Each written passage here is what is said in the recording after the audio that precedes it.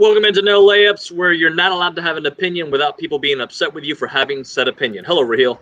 Hey, what's up, David? How are you? So I'm on Twitter last night, and I'm seeing everybody talk about the fake fight.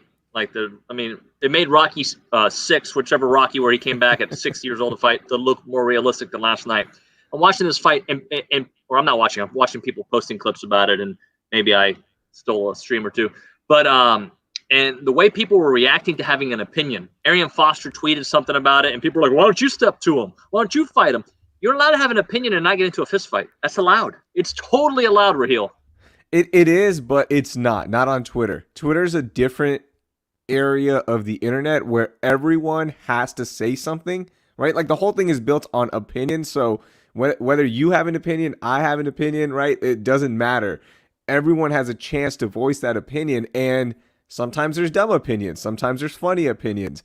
That's just part of Twitter. Now, if us two were watching that fight, right, in a pre-COVID world, we're at a sports bar watching it, and after the fight, we go, well, and no, I'm just saying, let's say we were doing our old school radio show where we had to be out there, right? We're watching it, and after the fight, we're talking to people, which again, I doubt would happen. But if it suspend reality here, okay, if that happens, and we go, man, you know what? I don't think that was a good fight, and I don't think they really worked hard at it. You know what people aren't going to say? Hey, David, why don't you get in there? They'd probably just be like, yeah, you know what? You're right. It's like sane conversation, but Twitter is different. Twitter, everyone has the protection. Yeah, you have the protection of an anonymous account or the protection of you're not next to that person. For example, Nate Robinson. So we're talking about the fight that happened yesterday, the exhibition fight between Mike Tyson, Roy Jones Jr., Jake Paul, and former NBA dunk contest winner Nate Robinson. And Nate Robinson got knocked out, right? Like it was a clearly, he got knocked out. Yeah, it was clearly a knockout. It was bad, right? But I bet if all these internet trolls and people on Twitter were next to Nate Robinson, they're not talking all this trash. They're not saying that to his face, because Nate Robinson more than likely will knock you out. Oh, you asked the question, what celebrity person I'd like to fight? To be honest with you, I'm 44 years old. I don't want to get into a fight with anybody. And if I do get into a fight with somebody, even if I don't like them very much, it has to be one that I'm guaranteed victory. I have a face, maybe for radio, but I have a face that I want to protect. I'm not. No, but you would wear headgear. You would wear headgear, and maybe we can get a concussion, bro. You won't. You won't. If I'm going to get into a fight, it's because I'm mad, not because it's a match. You see what I'm saying? Like, it's like, oh, you want to go? Yeah, I want to go. People got to hold you back at the bar. That's what I want. I don't want, like, in this corner, David Nuño. Nah. You just want, you don't want anything to do with it. But let's say ABC 13 said, hey, in order for sports to survive today, we're going to have to put you into a celebrity matchup. It's an exhibition, right? Like the same rules apply, no knockouts, all that stuff. Although they got knocked out. Nate Robinson did get knocked out. But I don't know if those rules applied to that prior fight, the co-main event. I think it was just the rules for Tyson and Roy Jones Jr. But if you had to pick somebody, okay, a celebrity, former professional athlete, I'll even let you go current professional athlete if you want to get wild. It could be members of the media who are not trained. Anybody. I don't care. Anybody. Look, probably everybody. Like if you throw somebody at me, now, are we saying, do I have a chance in this fight? Because, like, let's say I wanted to fight Shaq, which I don't. I have no chance. I have absolutely no chance. So you got to set some parameters, because I live in this reality world. Okay, here are the parameters. You have to fight somebody that's within your weight class, plus minus 15 pounds, okay? We'll get about right there. So it's an exhibition fight. We'll have a little fun with it. Okay. Somebody that's not older than 8 years than you, okay? So you can't pick a 60-year-old. You can't pick Al Michaels. But I could take a 36-year-old on.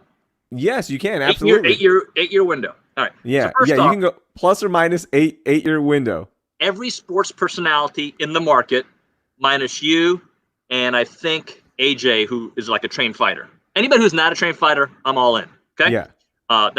And I would not fight John Harris. He would destroy me. So, but he's also a little heavier. He's in the heavier weight class. Okay. Plus minus 15 pounds. Yeah, I'm assuming he's in the 16-pound range, okay? And then, like, people smaller, like Berman, probably my size. I could take him. All right, so that's the media side. John Stockton is the guy I want. Ooh. John Stockton, does he meet the age criteria for you? I was in the. I don't think so. He Let me does. see. Let me see. No, I think he's got to be mid-50s. Got to be mid-50s. John Stockton is 58 years old. Yeah, that doesn't count then. Gosh, That doesn't count then. But I get the spirit of picking John Stockton. Which, by the way, Jeff Hornacek, isn't he going to be an assistant coach here? That was the talk. I don't think it ended up happening, right? Did it end? No, I don't know. Did it not end up happening? I don't think it ended up happening. Oh, man. That would be really awkward for all of the media members that grew up watching the Rockets that are our age or actually, a little bit young. I apologize. I guess it did end up happening. So it did, right? Yeah, it did end up happening. Yep. So my fault. Every time we see them on a Zoom call or one day maybe in person, we're going to be like, oh. So Hornacek would be in that mix. A lot of them are like athletes that, like I hate Arturo Vidal. Nobody knows who he is on the street. Nobody does. He's the guy with the mohawk who plays for Inter Milan. That guy. If I didn't see what Jake Paul did yesterday, he'd be on the list. But I would not want to be embarrassed because I think Nate Robinson would probably take me in 5 seconds, and he got destroyed yesterday. He got worked. Yeah, he got worked. I'm trying to think. There's probably I've got mine while you think. Okay. So mine is like most things in my life when it comes to forward-facing events, public events, it's all about how can I gain from this, right? How will this help my star rise? Right. And the only logical choice here would be Ryan Seacrest for me. I think Ryan Seacrest is a nice fellow. I love Ryan Seacrest. I think he's super talented. I think he's great. Like what he's built is incredible. I wish to accomplish that much in my life. And that's why I'm picking Ryan Seacrest. Not for the fight itself. I don't want to box Ryan Seacrest. You would destroy him for the record. There's no doubt in my mind. I don't know. I don't know what his physical training is like, right? To be honest with you, the boxing match would be like the last thing I cared about. This is a marketing stunt for you. Absolutely. He's one of the most popular guys on the planet, in my opinion. So the lead up to the fight will just help my star rise a little bit more. And that's the most important thing to me in this whole thing. And I think he meets the age criteria and the weight criteria. So it's a logical choice. Ryan Seacrest. I would love to get into a boxing match with him, not for the boxing, but for the star rise that comes with it. Yeah, I'm just not going to fight somebody for publicity. If I'm going to fight, I want to be mad. Like I want to go in there and it's a war. All right, like 50 Cent, like shoot me in the face. Let's go. So I don't see that. But I will say this. I don't mean to body shame, but I'm going to body shame. Uh-oh. Those dudes did not look like they worked out. I feel that promotional video that Tyson released right before he decided to fight again was fake. It was photoshopped he didn't look like that yesterday. No. Okay.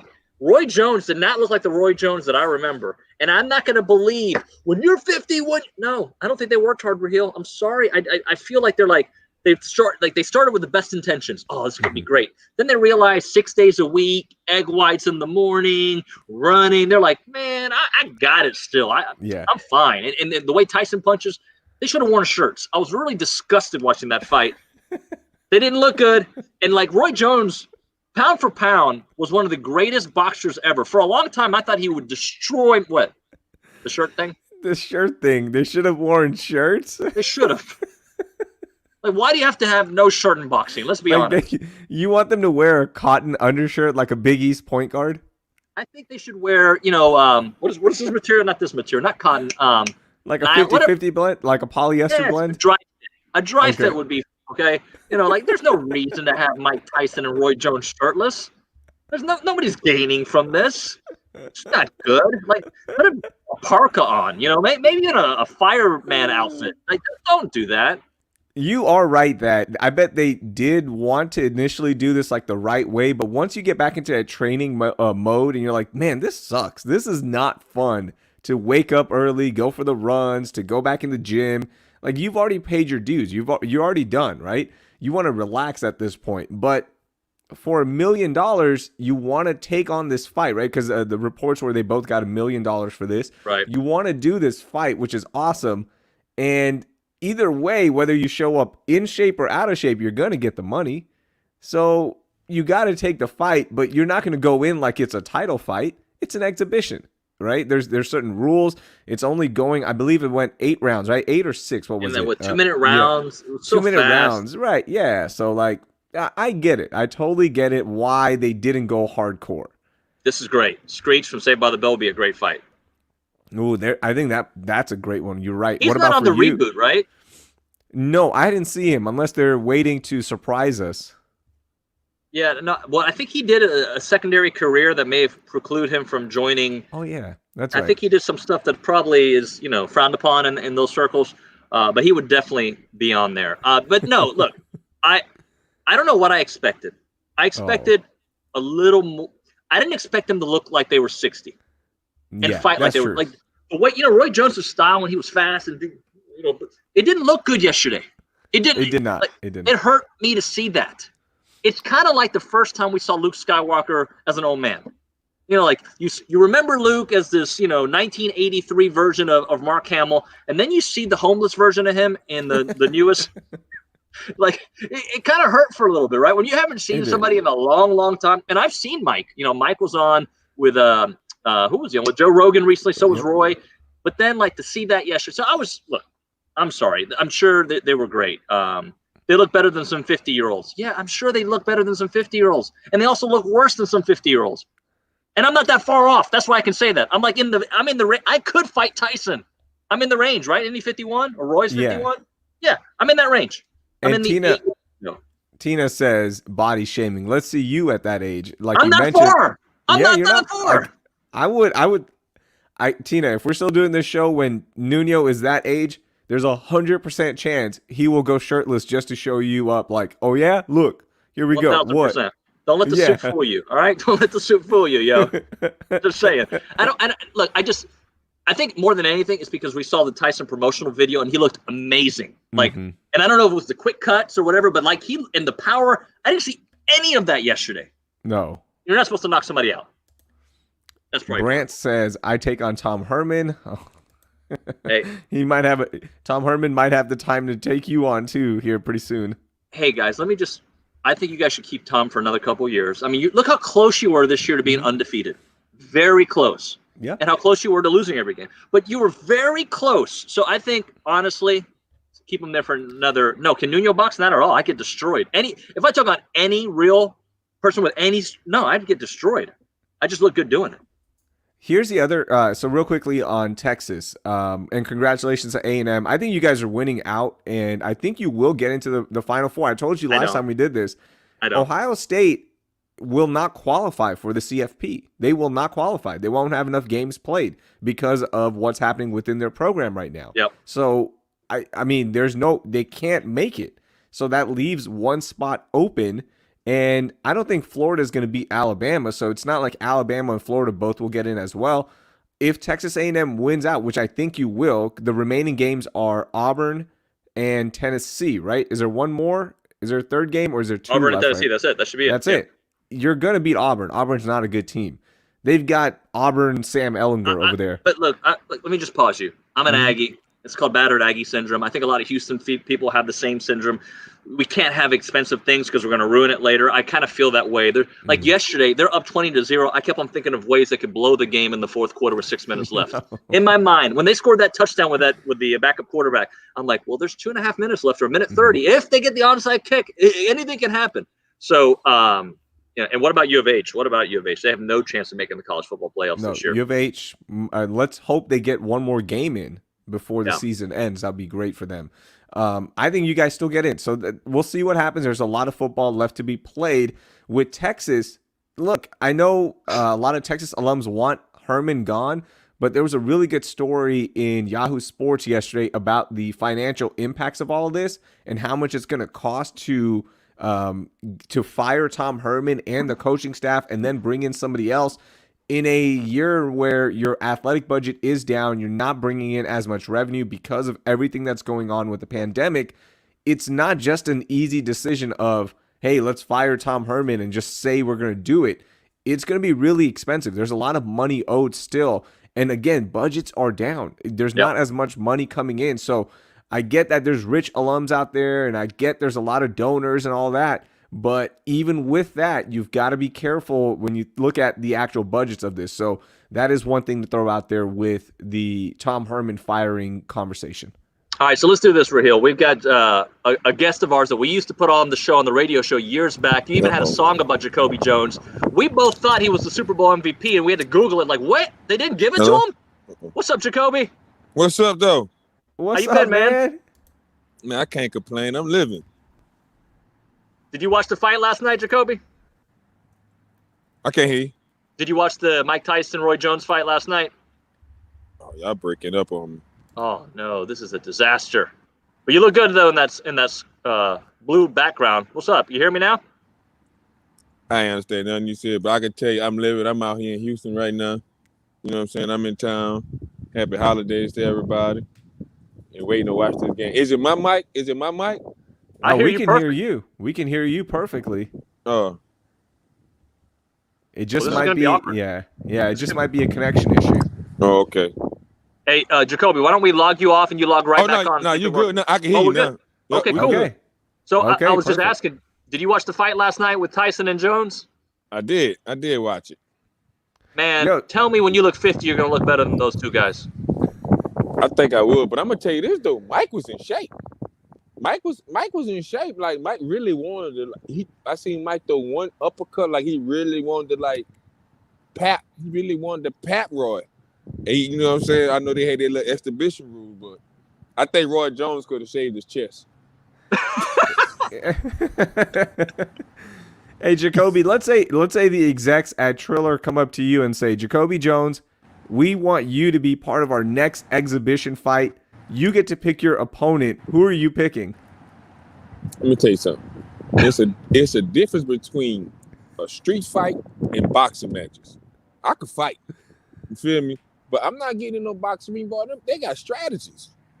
Like, I mean, that's a real sport. Like, you know what I'm saying? Just like I can't golf for nothing. I can swing away all I want. I can get out there and swing and cut grass. Just like you get in that boxing ring, that's a different world. Like, come on, man. An average street fight lasts 30 seconds. You go to that thing for minutes. Come on, man. I ain't getting no ring. What I look like?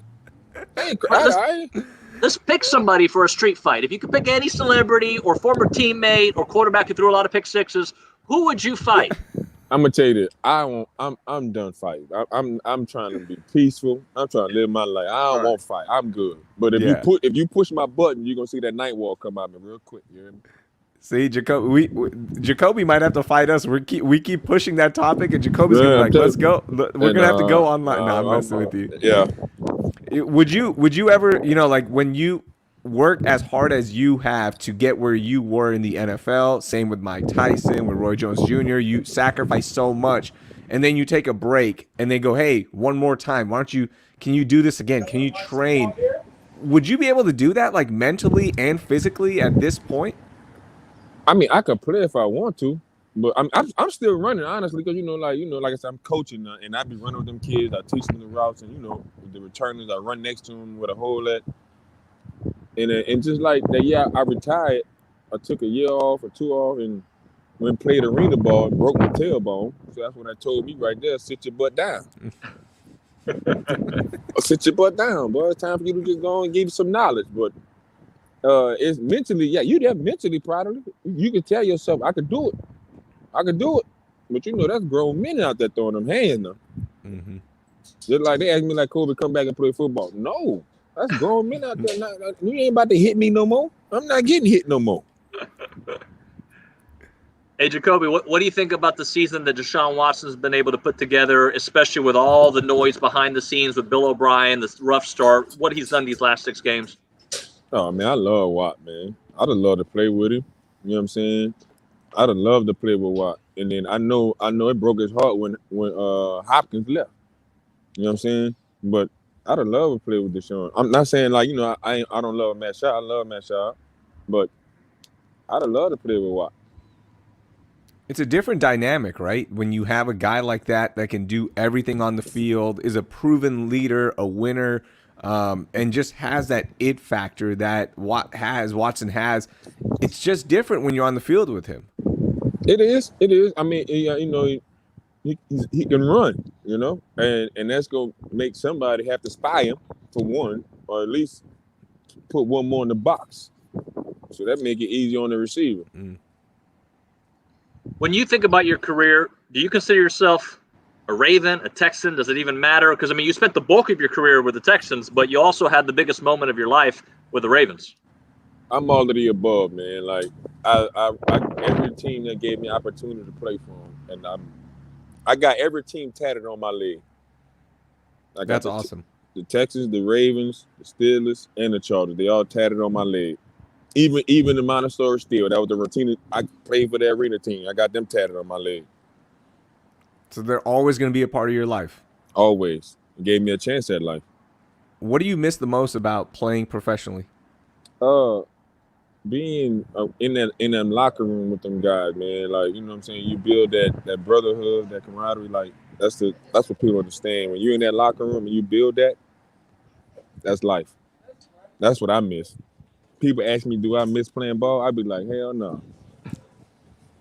Yeah, Jacoby, one of the things that I think is pretty amazing is that Raheel and I got back to Houston in 2008, and you were just a young pup with the Texans, and seeing you now as a man and the young man that we met. I mean, like, you were a kid, man. Talk about those days with a lot on your plate as a kid.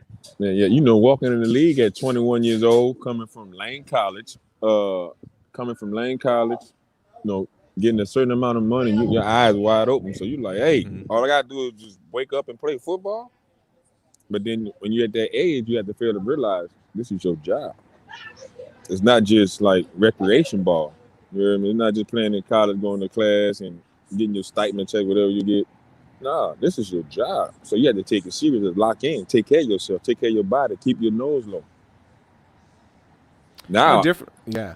Go ahead, keep going. I'm saying now, as a man that's being a coach, and that's what I still instill in these kids. They're like, it's a 1% that you make it to the league. My biggest thing is y'all.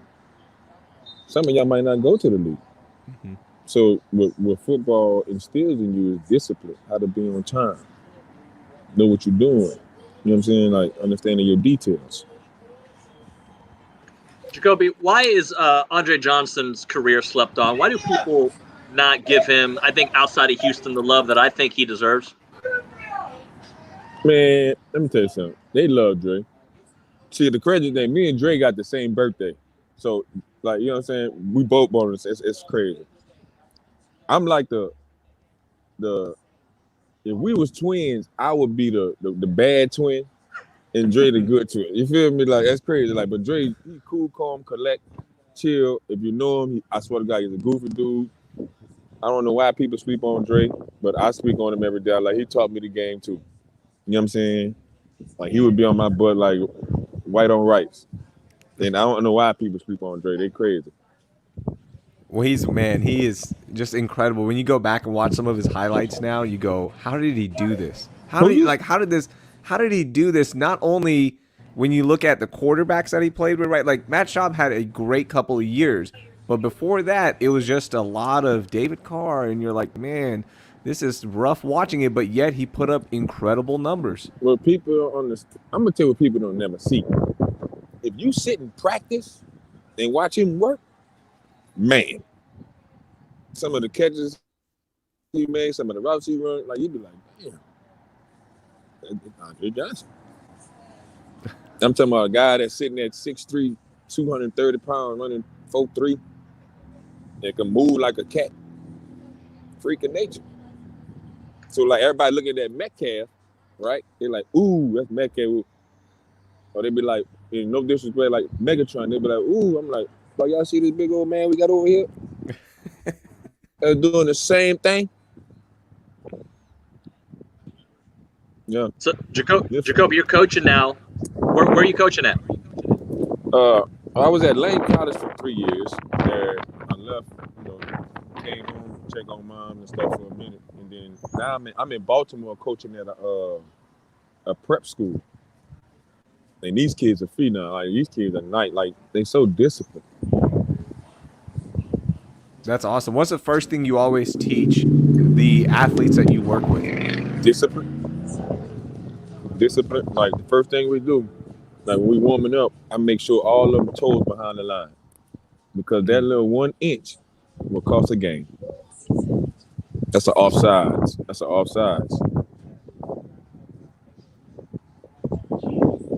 Hey, Jacoby, so Raheel does this thing with every guest that we have. It's the 5 same questions. He's going to throw you some questions.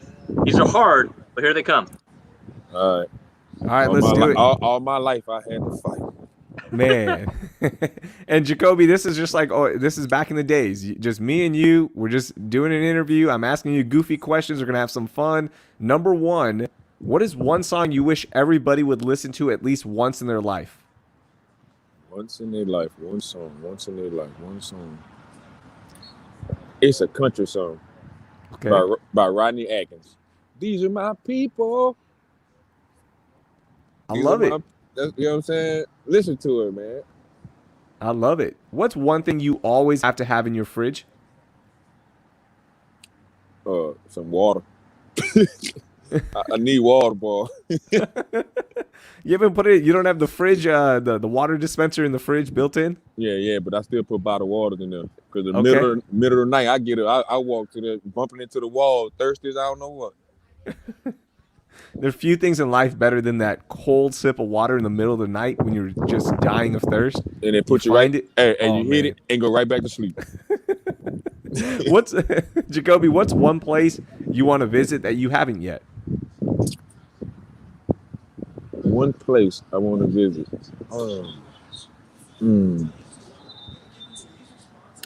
It's not many places I ain't visited. I don't really care about going overseas. Like, oh, I'm lying. Bora Bora. Yo, All right. Bora Bora. Bora Bora. Get a cabin on the water. One of the. Yeah, man. I like water. Okay, I'm with you on that one. Who's one person alive you want to have coffee with? See, I don't drink coffee now. You can say we'll take a shot and have a drink with. There we go. We'll switch it up. One person you want to drink with?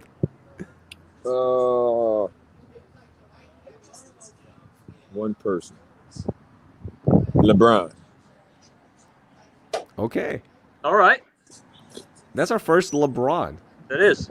It's we've had some mostly Barack Obama, and then we've had a couple others, but LeBron. See, all right. I met Barack already though, so I knew. Oh, of course Yeah. you did. Yeah, Of course, yeah. He's a Super Bowl champion. Yeah. I love it.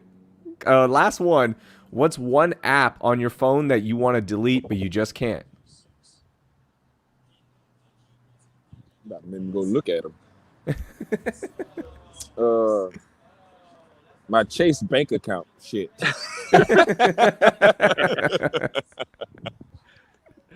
Boy, that's a good one, man.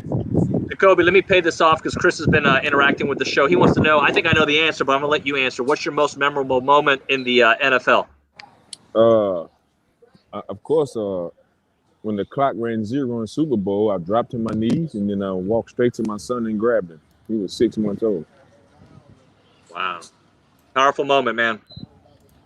Jacoby, you've been great to us for since 12 years. It's been a long time, man. So long time. We appreciate you, man. I hope to connect with you soon. Yes, sir. Send my best to your mom. All right. Thanks, Jacoby. Yeah. See ya. See you later. Good stuff with Jacoby Jones. Love it. Love catching up with him. Hey, and I feel like we have to clarify. Like some people are upset that I'm giving Mike and Roy a hard time. Look, yes, they did it for a good cause. Like we're a talk show. Okay, we have to have opinions. What good cause? Was it a charity angle to this? Somebody said that Mike was maybe giving his check to a charity. I don't know if that's true. It's the internet. Whatever. 2 50-year-olds going at it, trying to show that it's cool to be 50. I'm okay with it. Like, yes, I understand all of that. But when you're getting $1 million payday and I see a hype video that makes me feel like I'm getting Tyson from 15 years ago and Roy from 15 years ago, even though there wasn't that many Roy videos, I just kind of expected a different caliber of boxing. I didn't expect what Snoop Dogg said, my 2 uncles in the backyard fighting. I expected just a little higher quality. It was a better boxing match than Nate. Well, not really better, but there was more sizzle to that one. How about that? There you go. There's more sizzle. Yeah, because that fight wasn't fun either. Like Nate Robinson was just charging at Jake Paul, and it was just like, what are you doing, dude? Do you want to get knocked out? And the answer was yes, I do want to get knocked out. Did you see all the tweets that they were finding from Nate from back in the day? He had one from 2010. Give me 2 years, I'll be one of the best fighters in the world. There's always, but that was his first boxing match. I'm sure he did some smokers leading up to the training camp, and what smokers are, there's just like a training camp fights, right? I'm sure they did some of those, but this was his first one, right? Like the build up, fighting somebody that's actually gone through a training camp like you have and has had other boxing matches, because I think this was Jake Paul's third or second one. So he's gone through that before. Man, Nate Robinson is an athletic freak. It is so scary how good he is. But there is a difference between a guy just stepping into the ring for the first time versus somebody that's been doing this for years and years and years. Similar to if Jake Paul, not Jake Paul, let's use somebody else, right? A boxer trying to play a one-on-one game with Nate Robinson on the court. Nate Robinson would smoke him, right? Because he has years and years of experience. He's seen everything. He knows the angles better than you. He knows what to expect, where the ball's going to go, where you're going to be, how you're out of position, just like the boxer would if you step into the boxing ring. So it's different, man. It's different. But with years of training, I mean, go for it, Nate. Why not? Go for it. Hey, so I'm going to ask you a similar question. Is there anybody in the sports media that you think would take you in an MMA fight other than AJ? I'm not saying AJ, but he used to work with him, and he's also an MMA fighter. I don't think so. I wouldn't fight John Granado, for the record. No. He's like a just dad Houston, to us. Just Houston media, right? Houston sports media. Anybody could take you? No, I don't think so. And I'm not that good. And like, let me be clear about this. I am not good. But I know enough. I know enough that I know you guys don't, right? Like, it's different, dude. It's the most nerve-wracking thing to find yourself in positions that you didn't know exist, right? When you're rolling in Brazilian Jiu-Jitsu, like, you can go up against a guy and one of my yeah, go ahead. I got to respond to this. Okay, go ahead. I'm not young. I'm 44. I'm not 51. I still got 7 years, but I'm not 25 years old either. Okay, I'm dealing with this same stuff that 90% of 40-year-olds are dealing with, all right? Everything. All the commercials you see on TV, I've probably gone through it. So it's not going over my head. People just want to nitpick one comment you say. Kakol, is that how you say their name? Kakol? Kaboom to you. No, it was amazing what they did. But I expected, it's like when you get a preview for a movie. When we saw the trailer, well, you don't watch trailers. Trailer for one of the Batman versus Superman. We were like, man, this is going to be incredible. And then you go, you're like, you didn't live up to what I saw. Yeah, I get it. I'm with you. What was I saying? It's young enough. I'm in the same range as these people. We said a 7 to 8 year window. I'm in that 7 to 8 year window. So yeah, you're in there. Yeah, absolutely. But like one of my old training partners, Sijin, he's 120 pounds. Okay. And he would beat me up left and right because he just has more experience, right? It doesn't matter. Like, it's all about experience in any sport and anything you do in life. The experience is second to none in terms of what somebody else brings. Like, you can be an athletic freak, but if somebody your same size has more years training, you're done. Like, there's just no way around it. Your natural strength sometimes is one of the ultimate things that you're working against because you think you can do something and all of a sudden that guy knows how to play that strength and you're in a bad position. Look, I think this is the beauty of social media too. Like, everybody can have their angle and support it. Like, I see where you're coming. Yes, they're coming from retirement. Raheel and I retired 20 years ago ourselves. And we would have no chance. Let me go ahead and tell you. Well, you might. Raheel, you technically are still in the young demographic. All right. Yeah, and yes, I would go young. I know mid-40s is young. Everything is relative. Just like 18 is young. But at the time, you feel like you're older than all the middle schoolers. I know everything's, it's all relative. It's all relative. Right. It's all relative, right? And I know, Kakol, you're not nitpicking. We're just making commentary as the great Joe Gleason walks into the office. I just expected something different. I don't know why. Maybe because I saw Rocky VI, and I saw a very in shape, steroided Sylvester Stallone. Maybe that's why I thought it. Here's my challenge, Joe Gleason. I will challenge him. Gleason, I want you in a boxing match. That's my challenge.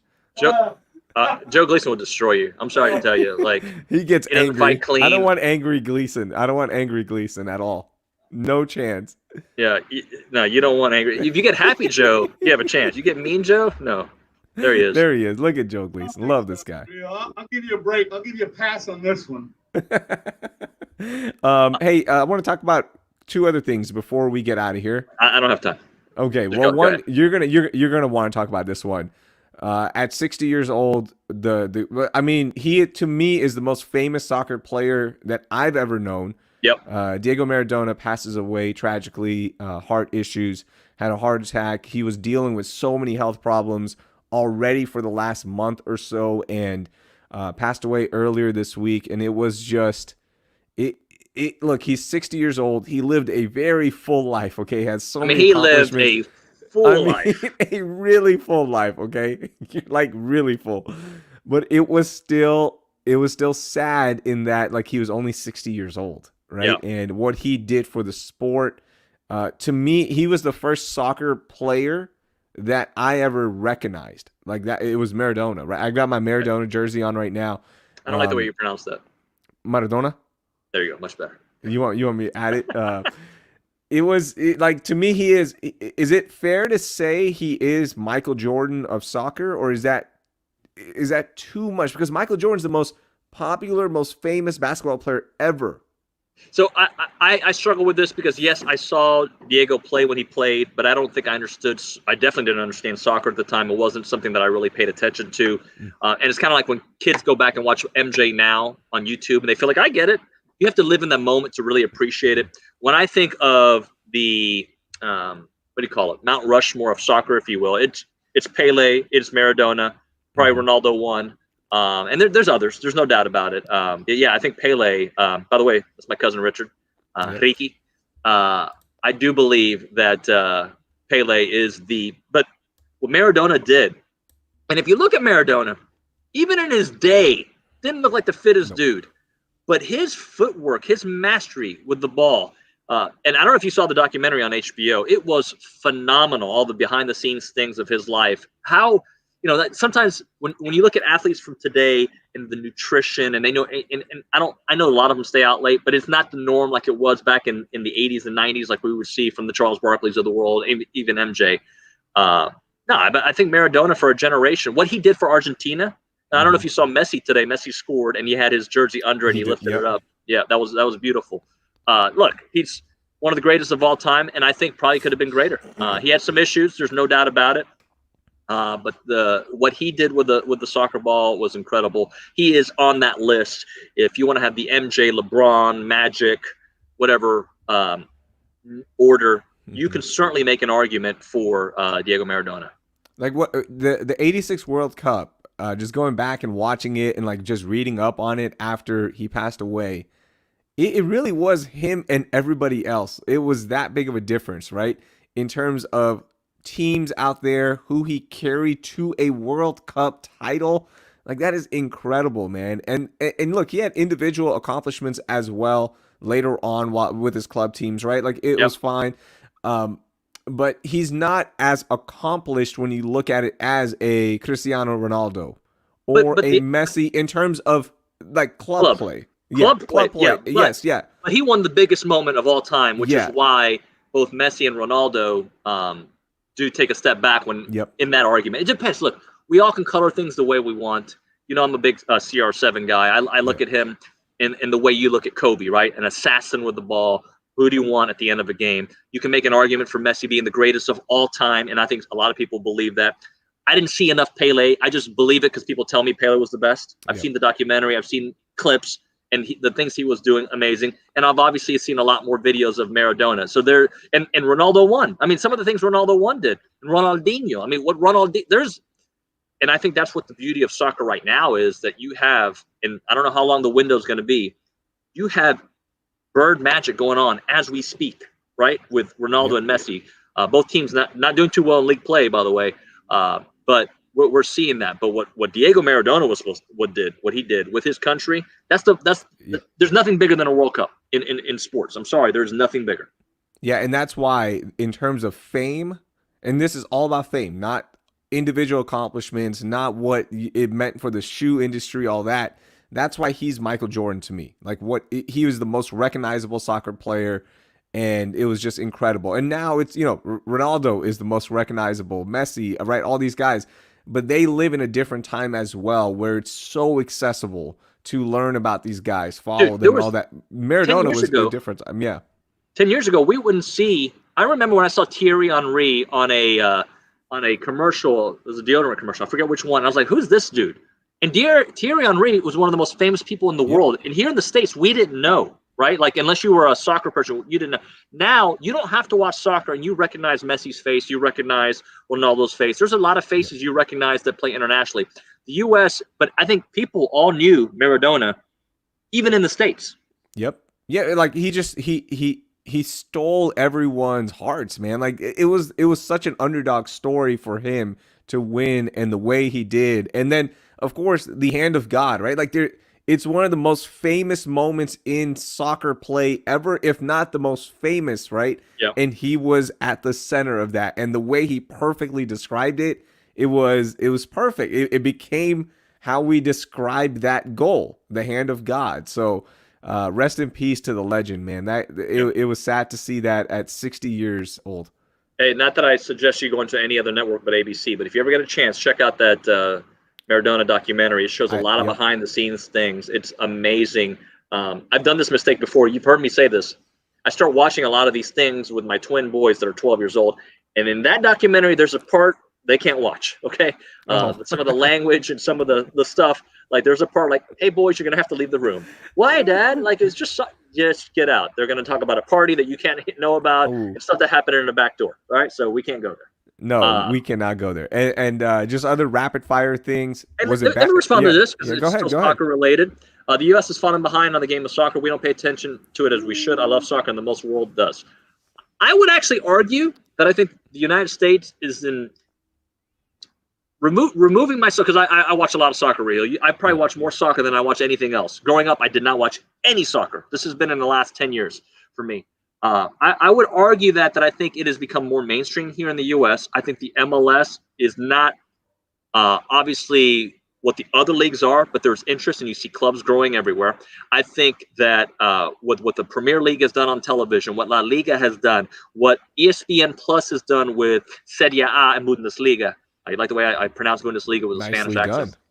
Yeah, I believe it is more accessible. And if you take away not qualifying for the World Cup, and you look at what the young players are doing right now in the United States, I believe we're having that second renaissance that we had with the Landon Donovans of the world 15 years ago. Because with Pulisic and all the kids at Sergio Dest, all these kids around the world, Weston McKennie with Juventus, Gio Reyna, who's doing amazing things. Who's not even 18 yet? Pulisic, who's been hurt quite a bit. So I would say that I agree in some sense, but I do think that you see it everywhere now. Like all kids play soccer growing up. That's just what they do, and I think they've always done that. Now the problem is the factories that are pushing these kids out. I don't know if they've gotten that part taken care of. Like they're certainly behind.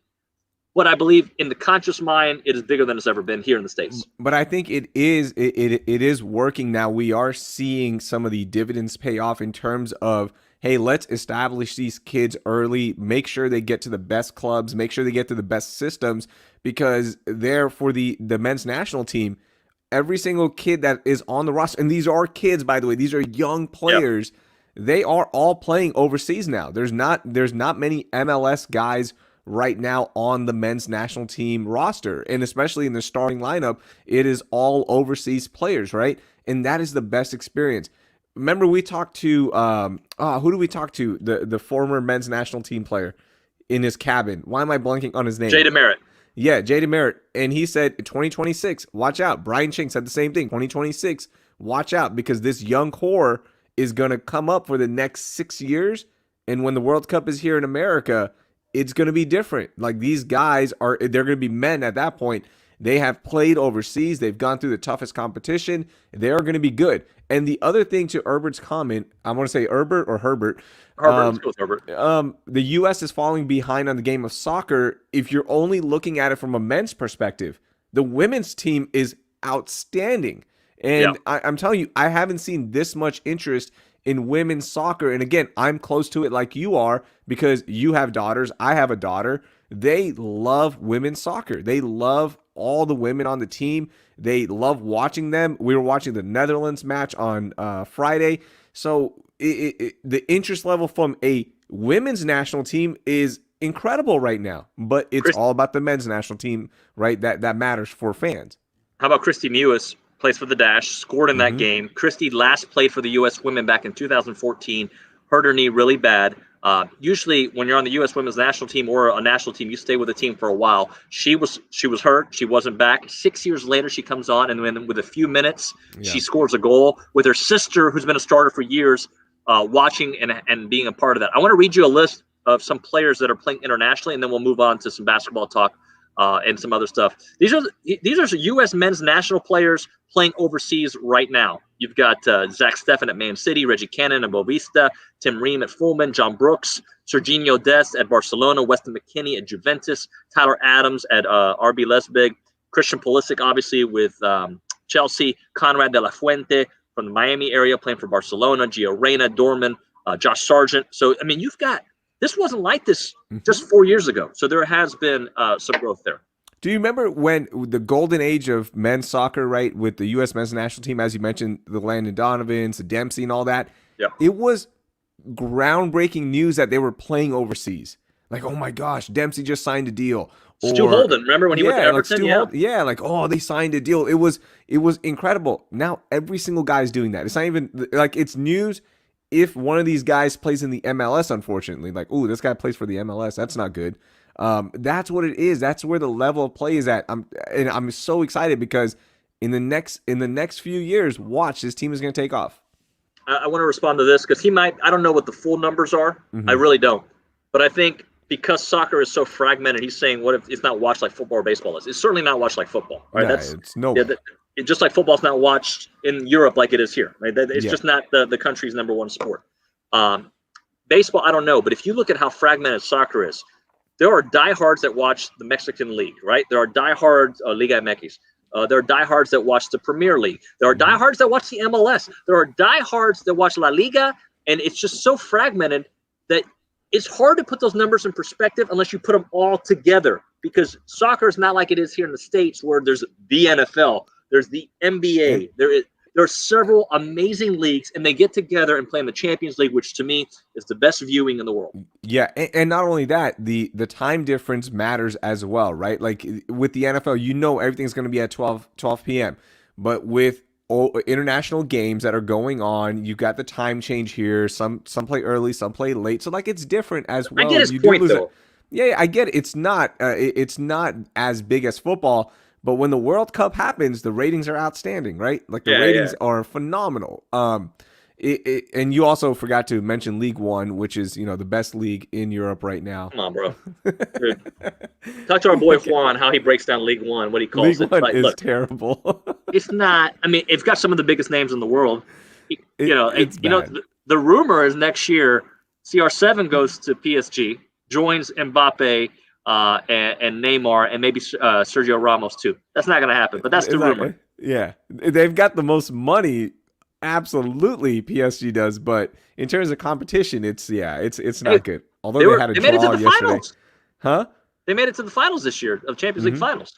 Against Champions League. Yeah, the restart. Just a couple of months ago. So and that was a really good team, but they also got rid of a lot of pieces. So hey, you said you had some other points you wanted to get to before we bounce. Yes, Deshaun Watson, awesome game against the Lions. That was so much fun to watch. That was the offense that you were, you wanted to see with Deshaun Watson all the time. It was so good. The throws were outstanding. I mean, he was fantastic. It was all a near perfect game.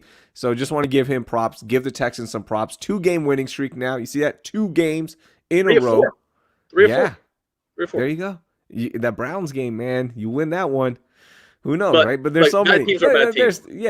You got the Colts next week. I don't have the score right now between the Colts and Titans. That game is going on, so I don't know what's happening. You have it, I'm sure.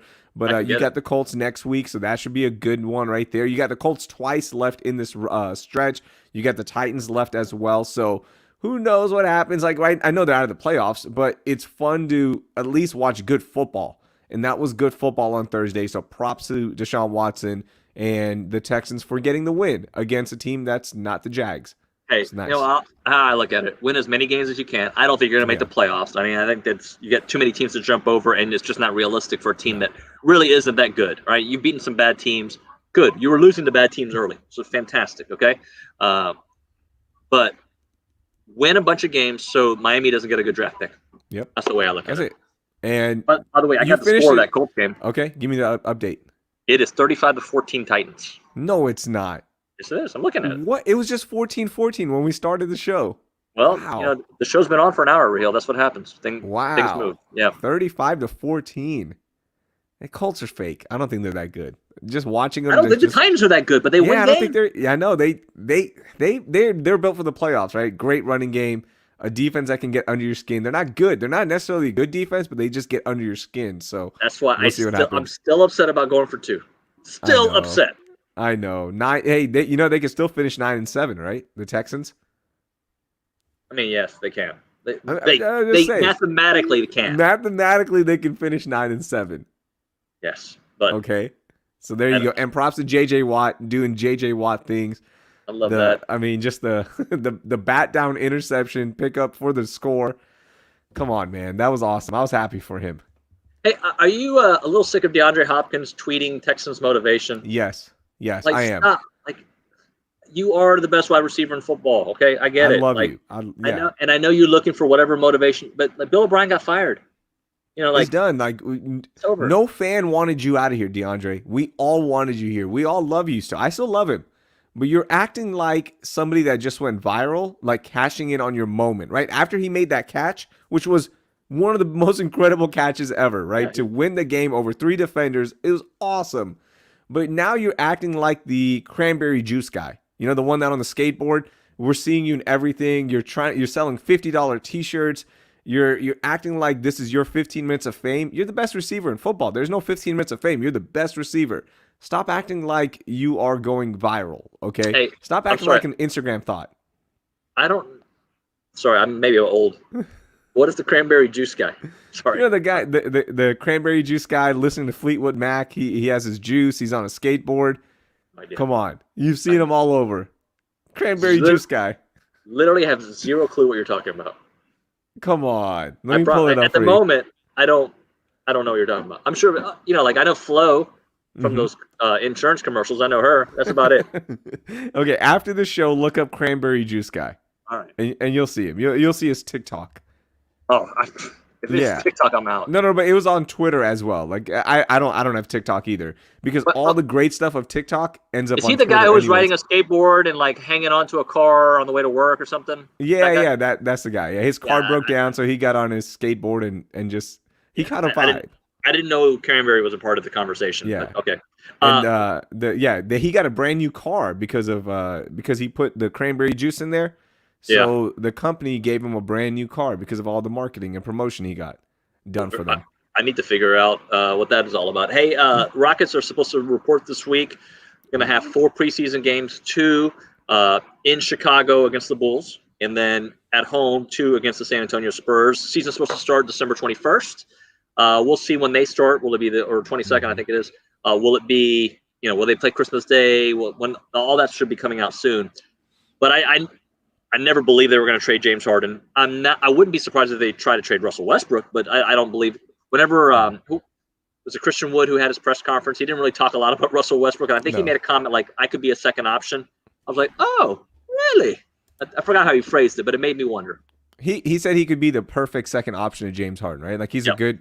He has a nice stroke from behind. It's awesome. He's a good rebounder. He's an active big man that can guard all 5 positions. That's what you want next to James Harden. And he's a guy that can play the pick and roll again, like Capella did, but with a shot. So you have different options. It's not just crash to the hoop. Now you can fade out and take that 3 if you want, or a mid-range jumper. I'm excited, and I think you keep Russell Westbrook because, one, there's not a market out there for such a huge contract and for what Russell Westbrook is doing. But here's why I keep him. It's a lot like Chris Paul in 2018, right? Where he was injured, it didn't look right, he just couldn't get it going. He spent all offseason getting better, and I think you have to give Russell Westbrook, one of the premier players in this league, has proven to be a premier player in this league, a chance to get healthy, a chance to improve on his game, and see how year 2 goes. Like, let's not overreact again and get stuck in a situation where you go, man, I wish we had that guy again. So I think you hold tight and you see what you have there, because having 2 most valuable players on your roster is better than 1 anytime. Here's the thing. I want to see what Stephen Silas, who is known as an offensive, I don't know if genius is the right word, but influencer, can do with these guys. And there was a part of the season last year where Russell Westbrook, I think I said Russell Westbrook. I don't know why I said it with a W, but Russell was your best player for a stretch. He was, and Yeah. it wasn't until the bubble where he got COVID, he was injured. He was never himself after that point. But I'd like to see what he can do with Steven Silas. I'd like to. Now, I'm not opposed to trading him, but you got to get some value back, right? And I don't think right now the market for Russell Westbrook. God, I can't say his name. Russell Westbrook. Russell Westbrook. Russell Westbrook. Yeah, you're right. I don't think the market is that hot right now. Maybe around the trade deadline, if there's a team that emerges that needs a guard like him, a dynamic guard, you do that. But again, I think he's going to be fine. And I think you give him the benefit of the doubt that, yes, like his quad was hurt. You could obviously tell it was hurt. And then there were stretches in the playoffs where he was carrying the Rockets as well because James wasn't interested. So give him some time. Let him work back in. It was a weird season last year. You have different weapons. Now you have different philosophies as well. It's not just take the three or nothing. There's a different offensive philosophy. There's a different GM philosophy as well now. So let's give him that opportunity. And look, I get it. I'm a Russell Westbrook stan. I love him. He's my favorite player. But I think just looking at this objectively, you give him the chance. Do you worry about any issues with Boogie? No, I don't. None. It's kind of like the Carmelo thing, Sacramento. right? He was in Sacramento. Everyone would act like that. I would hate playing there. The worst thing he did was because he was in Sacramento, it gets frustrating losing over and over and over again, and you start acting like that, right? With Golden State, the dude did not have to come back, and he still came back and got injured again. And like he sacrificed it all for his team that had a 1-year deal. He didn't have to do that. So I will defend Boogie Cousins in that. I don't think there's going to be any issues because I think there's going to be a lot of winning here too. I don't think it's going to be all they're missing the playoffs and all that. I think there's going to be a decent team in that they will make the playoffs. And maybe if they find this new identity, hey, redefine this whole team, they're going to be okay. I've seen 3 episodes of The Mandalorian. I have to admit, of season 2. Okay, I'm playing catch up. I have to admit, I have to watch like some YouTube videos to decode some of the stuff because I never watched the cartoons. I know Ahsoka Tano and all these people are like famous in the Star Wars world. Sorry for the people who think this is nerdy talk. So I'm catching up. It's been good. I don't think the season has been as strong as season 1, but it's still great. I love the character development. I like and I like predicting what's going to happen and being right half the time. I hate that our guy Mando has to take so many detours. Like he just wants to get Baby Yoda home, right? He doesn't drop off a kid. That's it. And every time he gets somewhere, they're like, "Hey, we need a favor." And it's like you're just trying to get to Austin, right? You go, "Hey, Houston to Austin, 2.5 hours max, right? Maybe you get there in 2 hours. You're good. You're going 80 the whole time because now the speed limit's 75." But then at every exit, you got to get out and then go in 5 miles. Stop and get gas. Out. Yeah. You run into turned into the worst know. road trip. Mandalorian just wants to get home. That's it. He just wants to finish the job, and everyone makes him take a detour, and it's so frustrating. He just, he stops and he's got to pick up a frog and take the frog. Got to save the eggs. And, the frog ruins the ship because you can't go fast enough, so you got to stay on the feeder the whole time. I was like, "Come on, man, this is so every episode. Like, there's a new battle. And wait, because I'm all caught up. By the way, can I tell you Baby Yoda has a name? Well, I don't want to know it. I know you don't, but he does have a name. So be careful when you're on social media because you're playing catch up. Try not to get spoiled because when they give you the name, you're like, "Oh, this is awesome." Hey, by the way, my kids got me hooked. Cobra Kai, it's a pretty good show, man. Pretty good. Season 1 was good. I watched it when it first came out. I haven't watched season 2 yet. We just started season 2. It's just it's cheesy. There's no doubt it's cheesy, right? But the way they tie it together with the old episodes and. Yep. I think the Johnny Lawrence realities character. of life. I love the realities of life. Like, hey, you were a high school stud, right? You're the coolest kid in high school. Now look at you. You're staying in this broke down apartment / motel. And I think Ralph Macchio looks they both kind of look the same. They don't look that different. They look good. That's how you wish Tyson and Roy Jones Jr. would look. Yeah, exactly. and Sensei, for being a 60, 70-year-old man, looks better than those guys. Absolutely. What's the Sensei's name? I forgot. No, but he's just Sensei. No, but he had a name. I know, but he's just Sensei to us. And Mr. Miyagi. Oh, rest in peace. My dude right there. You. All right, man. Good episode today. We caught up on a lot of stuff. We got Jacoby Jones in. We made peace We upset with a lot of people, different Real. things. Yeah, but that's good. That's good. You body shamed Mike Tyson and Roy Jones a little too much I for would my not liking. You know who You I'm never totally body body shamed shaming him. on the record? Mike Tyson. It gets back to him. I want none of that smoke. You can. I've have it, interviewed sir. him before. You know that, like in person No, when? at the card show here in town. And he couldn't have been nicer. Yeah. But he scared I just thought if I say that, it was before we knew that he was going to do Broadway. Like it was still kind of when he was maybe crazy. Mm-hmm. I was very nervous to talk to him. Yeah, you don't want to. You don't want to upset Mike Tyson. And you know who I wasn't scared to talk to, but I probably should have been, was 50 Cent. When I interviewed 50 one time for a fight, he was promoting some fight. I broed him. I don't know if that worked with 50. I don't think he was a big fan of the bro. No. You don't want to do that. You don't. But 50 Cent's harmless now. Like he's an Instagram superstar. Yeah, if that. He's on some show, Power or something, right? Yeah, he's on Power. Yeah, he's huge on Instagram. He's hilarious on Instagram. Is he good? Yeah, he's good. He's good. All right, I'm done. I've lost interest in the show. Okay, where can people watch you tonight? Channel 13. No, but what do you have? You got like 7 different shows today. Okay, let's see. We had the 5:30 Raheel. We had the 9 o'clock, and we had the 10 and the 11. So I will be here. I'm at the station now for another almost 12 hours, it feels like, altogether. And Joe Gleason will have an amazing high school rap package. Hopefully it's like 10 minutes long, so all I have to do is intro. And that'd be ideal. Joe, can you just give me a 9-minute package? It'll last the whole second show. And we'll be going through the NFL. Did you really want all these details or no? You just wanted me to talk? I mean, I just wanted just the broad look at. I haven't mapped out my day yet. Usually I know what I'm doing because we have the Texans game. The Texans already played. I'm sure I'll revisit that. Greg will have Inside the Game, and Spencer will be all good on that as well. All right, perfect. All right. Oh, and next week we have another superstar Texan supposed to join us, if you remember the email. So we won't say who it is just in case it doesn't happen. But I think it's Tuesday. We're going to record that.